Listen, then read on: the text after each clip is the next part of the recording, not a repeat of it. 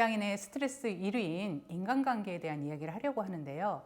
그 중에서 그 심리적 요인을 배경에 두고 좀 더 말씀드리고자 합니다. 제가 이제 직장 생활을 하고 조직 생활을 하면서 직장 내 대인관계 때문에 힘들어하시는 분들을 많이 뵀어요. 그분들 얘기를 좀 해볼까 하는데요. 제가 이제 교육에 갔는데 교육에 참석하셨던 분이 그러시더라고요. 내가 아주 친한 친구가 있었는데 그래서 밥도 같이 먹고 술도 마시고 또 가족들끼리 친해서 여행도 다니고 그랬는데 어떤 사건을 계기로 그 두 분들 사이가 이제 안 좋아지신 거예요. 그러다 보니까 어느 날부터 서로 회사에서 만나도 아는 척도 안 하고 뭐 얼굴을 뭐 쌩깐다고 그러죠. 막 이런 일도 있다 보니까 그런 일이 너무 가슴이 아프고 씁쓸했다고 그 얘기를 하시는데 그때 표정이 제가 10년이 지났는데도 그때 그분이 씁쓸해하시던 표정이 기억이 나고요.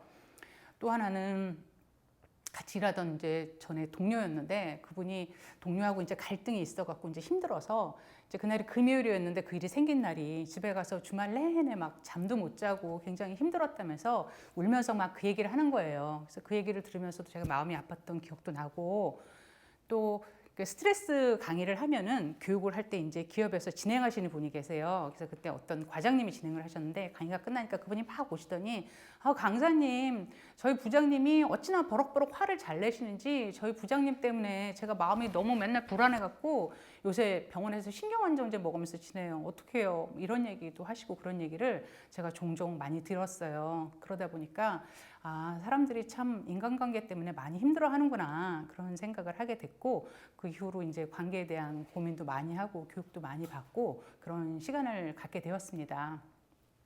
근데 제가 요새 이제 자료를 좀 찾아봤어요. 그랬더니 자료에 뭐라고 써 있냐면 직장 내 인간관계 연연해 하지 마라. 그게 뭐 대수냐. 신경 쓰지 말고 살아라. 뭐 이런 글들이 있더라고요. 그래서 왜 이런 글이 있지? 하고 이제 자세히 살펴봤더니 그러니까 사람들이 인간관계 때문에 너무나 상처를 받아서 집에 가도 생각을 하면 가슴이 답답하고 회사를 가려니까 가기가 싫고 퇴사할지 말지 걱정되고 이제 이렇게 사람들이 너무 상처를 받으니까 사람들이 직장이라는 거는 돈 벌려고 그냥 사람들이 만난 거니까 그냥 그렇게 그런 정도 관계로 맺으면 되지 그 이상 기대도 뭣도 하지 말고 그냥 살아라 이런 취지의 말들이었던 거예요. 그래서 뭐 취지는 이해가 간다 좀 그런 생각이 들었는데 제가 이제 우리가 이제 연연해 하지 마라 그런다고 연연해 하지 않는 건 아닌 것 같아요.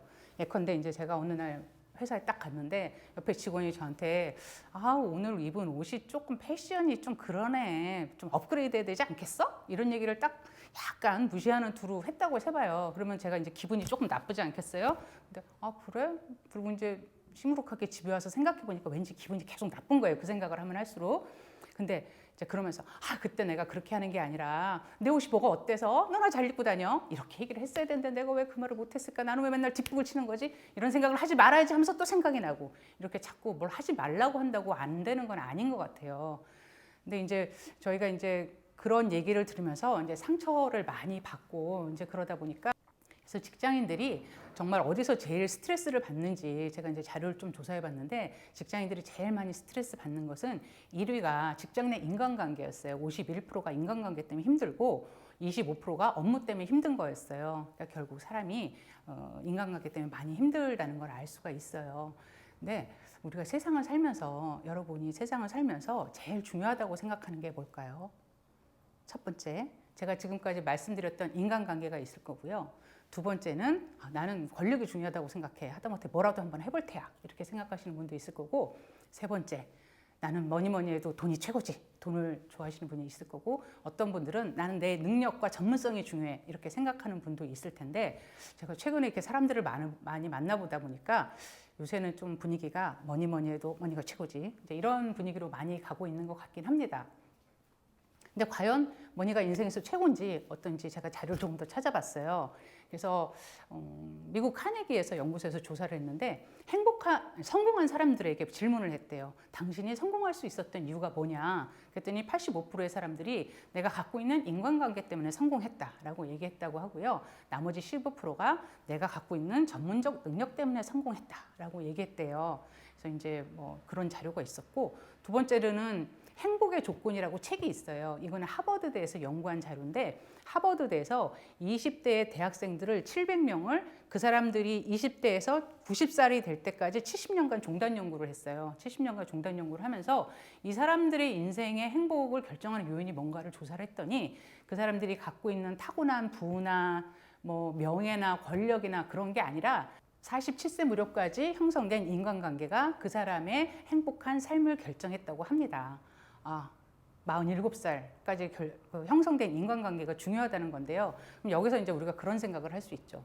내가 47살 이전이다. 그럼 지금부터 열심히 좋은 인간관계를 만들면 나도 행복한 삶을 살 수 있겠다. 이런 생각을 하겠지만 내가 혹시 지금 47살이 넘었어요. 50대면. 그럼 나는 어쩌란 말인가? 이번 생은 망한 것인가? 그렇지 않습니다. 사람의 수명이 100세로 늘어났기 때문에 지금부터 노력해도 얼마든지 좋은 인간관계를 맺어갈 수 있지 않을까 생각됩니다. 다음으로는 우리 이제 몸에서 나오는 호르몬을 통해서 이 호르몬과 인간관계와 행복한 삶이 어떤 연관이 있는지에 대해서 좀 얘기해 볼 텐데요. 여러분 옥시토신이라는 호르몬에 대해서 들어보셨는지 모르겠는데 이 옥시토신이라는 호르몬은 여자들이 이제 임신을 해서 아기를 낳을 때 자궁에서 이 호르몬이 나와서 아기가 빨리빨리 날 수 있도록 도와주는 호르몬이래요. 근데 이 호르몬이 꼭 아기 낳을 때만 나오는 게 아니라 우리가 누군가랑 친근하게 얘기를 하거나 손을 잡거나 포옹을 하거나 이럴 때 옥시토신이라는 호르몬이 나오는데 이게 일명 행복 호르몬 또는 친밀 호르몬이라고 이제 불리기도 해요. 근데 저희가 이제 스트레스를 막 받을 때 많이 권하는 방법 중에 하나가 뭐냐면 내가 정말 친한 사람, 가족이나 친구와 함께 대화를 나눠봐라 이런 얘기를 많이 말씀을 드리거든요. 그럼 대화를 나누다 보면은 이렇게 좀 마음이 편해지고 그러다 보면 이 옥시토신 호르몬이 나와요. 호르몬이 나오면서 스트레스를 완화시켜주고 이 스트레스가 완화되면서 좀 더 건강하고 행복한 삶에 도움이 되는 거죠.